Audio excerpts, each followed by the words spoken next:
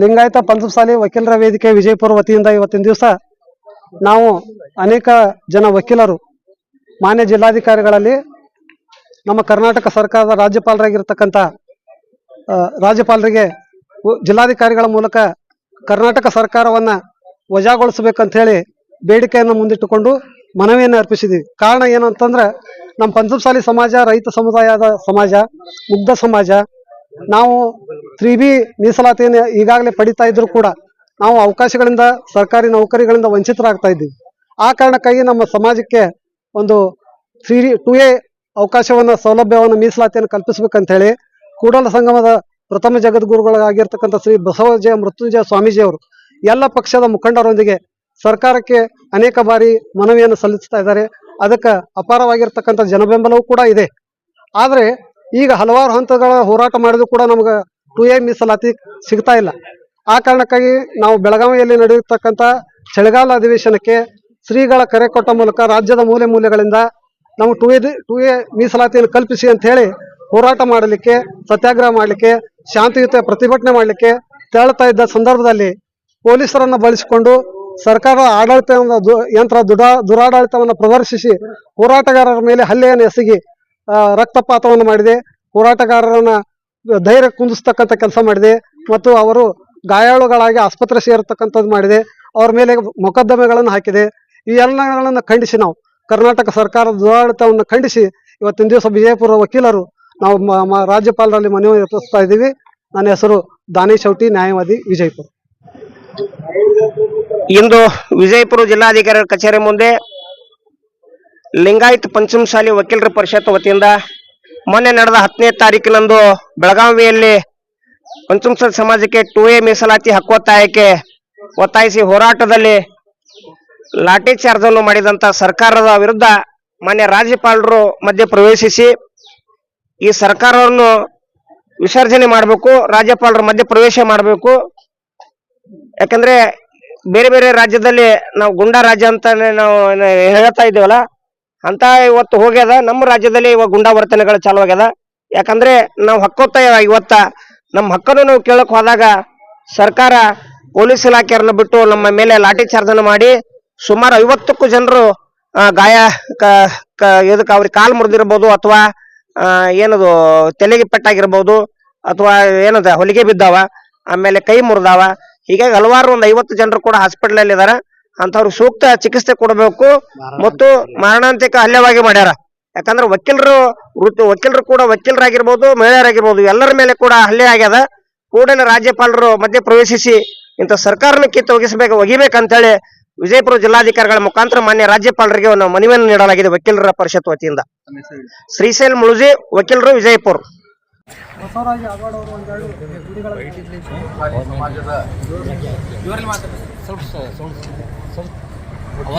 ವಕೀಲರ ಸಹೋದರರಲ್ಲಿ ಕೂಡಿಸುತ್ತಾ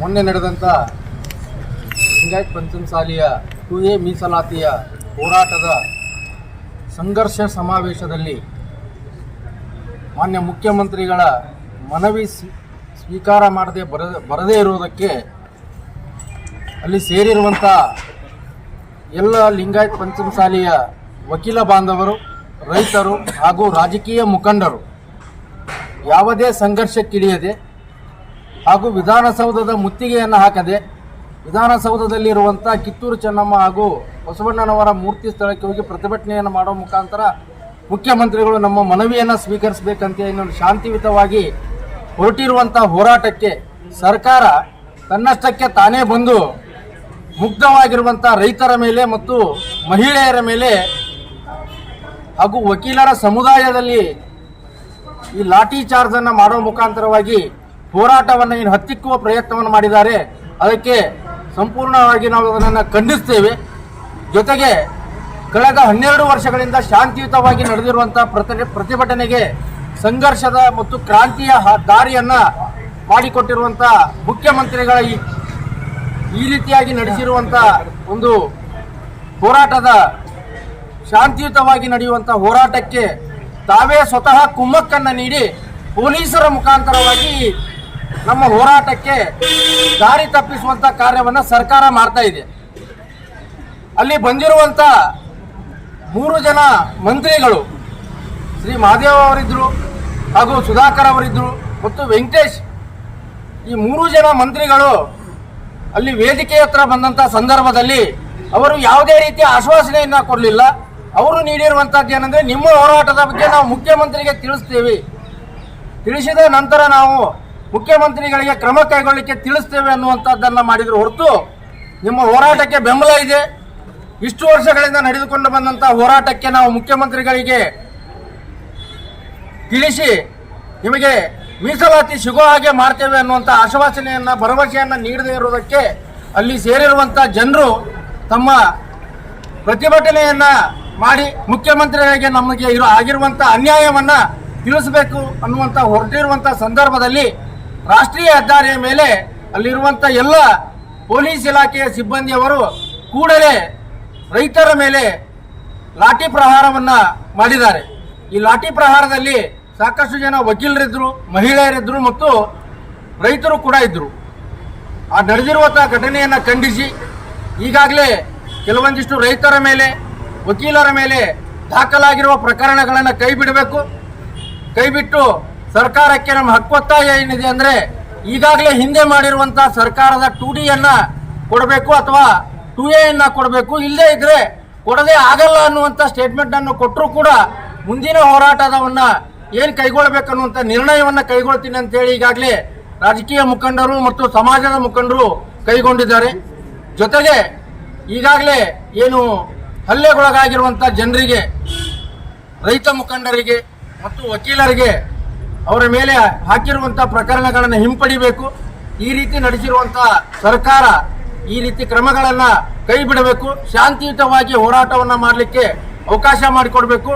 ಹೀಗೆ ರಾಜ್ಯಪಾಲರಿಗೆ ಒಂದು ಮನವಿ ಮತ್ತು ಕೇಂದ್ರದ ಗೃಹ ಮಂತ್ರಿಗಳಲ್ಲಿ ಒಂದು ಮನವಿ ಏನಂದರೆ, ಲಿಂಗಾಯತ್ ಪಂಚಮಸಾಲಿ ವಕೀಲರ ಪರಿಷತ್ನಿಂದ ಈ ರೀತಿಯಾಗಿ ನಡೆದಿರುವಂಥ ಘಟನೆಗೆ ಮಧ್ಯಪ್ರವೇಶಿಸಿ ಸರ್ಕಾರದ ಮೇಲೆ ಕೂಡಲೇ ಕ್ರಮವನ್ನು ಕೈಗೊಳ್ಳಬೇಕು ಹಾಗೂ ನ್ಯಾಯಾಂಗ ತನಿಖೆಯನ್ನು ಸಿದ್ಧಪಡಿಸಬೇಕಂತ ಹೇಳಿ ಈ ಮೂಲಕ ತಮ್ಮೆಲ್ಲರ ಮೂಲಕ ಆಗ್ರಹಿಸ್ತೇನೆ.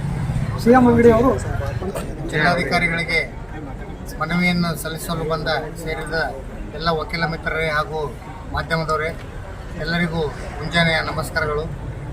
ಈಗ ನಾವು ಇಲ್ಲಿ ಸೇರಿರುವ ವಿಷಯ ಎಲ್ಲರಿಗೂ ತಿಳಿದ ಹಾಗೆ ಮೊನ್ನೆ ನಡೆದ ಬೆಳಗಾವಿಯ 2A ಪಂಚಮಸಾಲಿ ಸಮಾವೇಶದ ಅಲ್ಲಿ ನಡೆದ ಗದ್ದಲ ಹಾಗೂ ಅಮಾಯಕ ರೈತರು, ವಕೀಲರು, ಯುವಕರು ಮತ್ತು ಬಾಲವೃದ್ಧರು ಇವರೆಲ್ಲರನ್ನು ಸರ್ಕಾರವು ಲಾಠಿ ಚಾರ್ಜ್ ಮಾಡಿ ಅವರ ಹಕ್ಕುಗಳನ್ನು ಮೊಟಕುಗೊಳಿಸುವ ಪ್ರಯತ್ನ ಮಾಡಿದ್ದಾರೆ. ಈ ಸರ್ಕಾರದ ಈ ವರ್ತನೆಯನ್ನು ನಾವು ಎಲ್ಲರೂ ಅಖಿಲ ಭಾರತ ಪಂಚಮಸಾಲಿ ವೇದಿಕೆ ನಾವೆಲ್ಲರೂ ಅದನ್ನು ಖಂಡಿಸ್ತೇವೆ ಹಾಗೂ ಸರ್ಕಾರವನ್ನು ವಿಸರ್ಜನೆ ಮಾಡಬೇಕು ಹಾಗೂ ನಮಗೆಲ್ಲ ರೈತರ ಮೇಲೆ ಆಮೇಲೆ ವಕೀಲರ ಮೇಲೆ ಹಾಕಿದ ಮೊಕದ್ದಮೆಗಳನ್ನು ವಾಪಸ್ ಪಡೆಯಲು ಈ ಮೂಲಕ ಜಿಲ್ಲಾಧಿಕಾರಿಗಳಿಗೆ ಮನವಿ ಸಲ್ಲಿಸಿ ಆ ಮೂಲಕ ರಾಜ್ಯಪಾಲರಿಗೆ ನಾವು ಮನವಿ ಮಾಡ್ತೇವೆ, ಈ ಸರ್ಕಾರವನ್ನು ಸಸ್ಪೆಂಡ್ ಮಾಡಬೇಕು ಅಂತೇಳಿ ಕೇಳ್ಕೊತೀವಿ.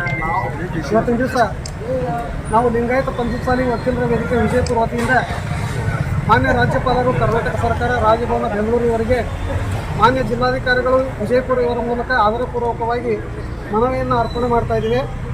ಕರ್ನಾಟಕ ಇತಿಹಾಸ ಪರಂಪರೆಯಲ್ಲಿ ಪಂಚಮಸಾಲಿ ಸಮುದಾಯ ಕಿತ್ತೂರು ಚೆನ್ನಮ್ಮ, ಬೆಳವಡಿ ಮಲ್ಲಮ್ಮ, ಸರ್ ಸಿದ್ದಪ್ಪ ಕಂಬಳಿ ವಕೀಲರು, DC ಪಾವಟೆ ಅವರಂಥ ಮಹಾನ್ ವ್ಯಕ್ತಿಗಳನ್ನು ನೀಡಿದ ಮಹಾನ್ ಸಮಾಜವಾಗಿದೆ.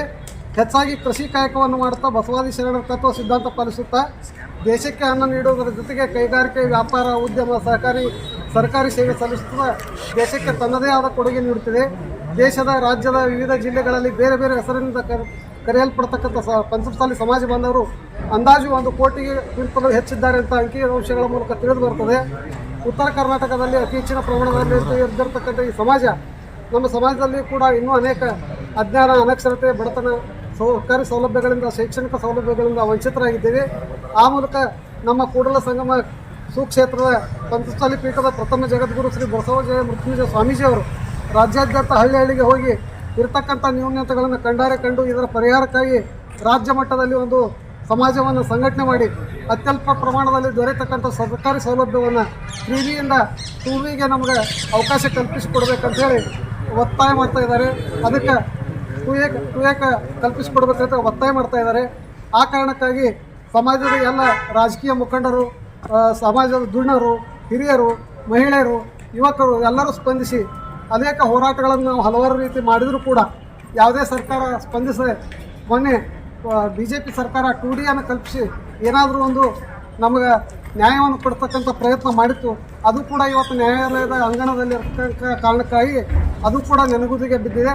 ಆ ಕಾರಣಕ್ಕಾಗಿ ಅದು ಉಸಾಬರಣೆ ಬೇಡ ಅಂಥೇಳಿ ಈಗ ನಮ್ಗೆ ಮತ್ತೆ 2A ಮೀಸಲಾತಿಯನ್ನೇ ಕಲ್ಪಿಸಿ ಅಂಥೇಳಿ ನಾವು ಮೊನ್ನೆ ದಿವಸ ಬೆಳಗಾವಿಯಲ್ಲಿ ಸಿದ್ದರಾಮಯ್ಯ ಸರ್ಕಾರದ ಕಾಂಗ್ರೆಸ್ ಪಕ್ಷಕ್ಕೆ ಹಲವಾರು ರೀತಿಯ ಮನವಿಯನ್ನು ಮಾಡಿಕೊಂಡು ಹಲವಾರು ರೀತಿ ನಿಯೋಗಗಳನ್ನು ಕರ್ಕೊಂಡು ಹೋದರೂ ಕೂಡ ಅವರು ಸ್ಪಂದಿಸದೇ ಇದ್ದಾಗ ಅನಿವಾರ್ಯವಾಗಿ ನಾವು ವಿಧಾನಸೌಧದ ಮುಂದೆ ಧರಣಿ ಸತ್ಯಾಗ್ರಹ ಕೈಗೊಳ್ಳಲಿಕ್ಕೆ ಒಂದು ನಿರ್ಧಾರವನ್ನು ಕೈಗೊಂಡಾಗ ಸಮಾಜ ಬಾಂಧವರು ನಾನಾ ಮೂಲೆಗಳಿಂದ ಆ ಒಂದು ಬೆಳಗಾವಿಯ ಒಂದು ಸುವರ್ಣ ವಿಧಾನಸೌಧದ ಮುಂದೆ ಮನವಿಯನ್ನು ಅರ್ಪಿಸಲಿಕ್ಕೆ ಸತ್ಯಾಗ್ರಹದಲ್ಲಿ ಭಾಗವಹಿಸಲಿಕ್ಕೆ ಹೋದಾಗ ಅಲ್ಲಲ್ಲೇ ಸರ್ಕಾರ ಬ್ಯಾರಿಕೇಡ್ಗಳನ್ನು ಹಾಕಿ ಆ ಹೋರಾಟಗಾರರನ್ನ ಹತ್ತಿಕ್ಕತಕ್ಕಂಥ ಲಾಠಿ ಚಾರ್ಜ್ ಮೂಲಕ ಮತ್ತು ವಕೀಲರು, ರೈತರು, ಮಹಿಳೆಯರು ಮುಂತಾದ ಹಿರಿಯ ನಾಗರಿಕರನ್ನು ಲೆಕ್ಕಿಸದೆ ಮೂರ್ಛೆ ಹೋಗಿ ಬಿದ್ದರೂ ಕೂಡ ಅವರನ್ನು ಬಡಿ ಮಾಡಿ ಅವರನ್ನು ತಲೆ ಒಡೆದು ರಕ್ತಸ್ರಾವ ಮಾಡಿ ಈ ಒಂದು ಅನ್ಯಾಯವನ್ನು ಮಾಡಿದ್ದಾರೆ, ಘೋರ ಅಪರಾಧವನ್ನು ಮಾಡಿದ್ದಾರೆ. ಆ ಕಾರಣಕ್ಕಾಗಿ ನಾವು ರಾಜ್ಯಪಾಲರಿಗೆ ನಮ್ಮ ಕೇಂದ್ರ ಸರ್ಕಾರವು ಕೂಡ ನಮ್ಮ